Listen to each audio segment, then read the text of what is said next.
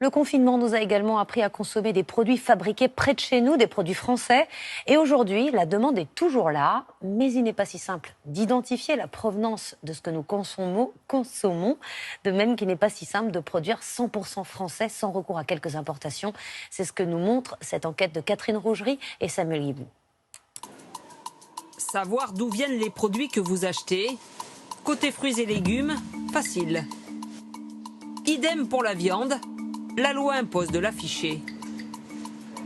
Côté produits transformés, mission nettement plus compliquée. L'origine du bœuf de ces cannelloni, bien indiquée.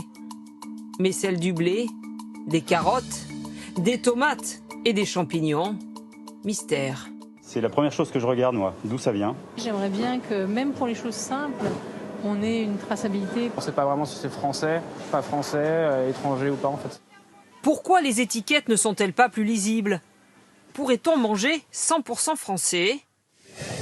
À 600 km de Paris, le leader tricolore des pâtés et rillettes. 47 millions d'euros de chiffre d'affaires, des exportations dans le monde entier. L'ingrédient phare, c'est porc, 100% français, 100% breton même. Vous avez la preuve de cette provenance avec l'estampille sanitaire, avec bien le FR de France et le 29 du Finistère. Une provenance bien mentionnée sur l'emballage. Il y a des ingrédients produits en France, mais parfois, la ressource manque. C'est le cas pour la terrine à base de sanglier. Il n'y a pas assez d'élevage dans l'Hexagone à même de fournir une viande de qualité. Nous ne trouvons pas de viande de sanglier telle que nous la souhaitons, c'est-à-dire de qualité, en Europe et en France. Elle vient alternativement des États-Unis ou d'Australie. Et comme nous alternons, nous avons du mal à rendre cette, appelons ça, traçabilité visible. Et il y a une autre difficulté.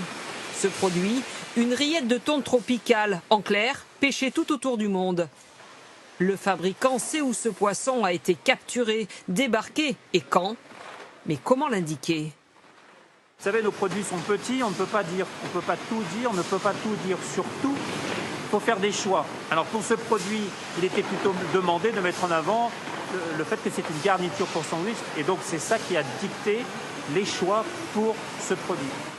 Pour harmoniser les pratiques, un décret impose de mentionner l'origine de la viande si le produit final en contient plus de 8% et l'origine du lait si le produit en contient plus de 50%.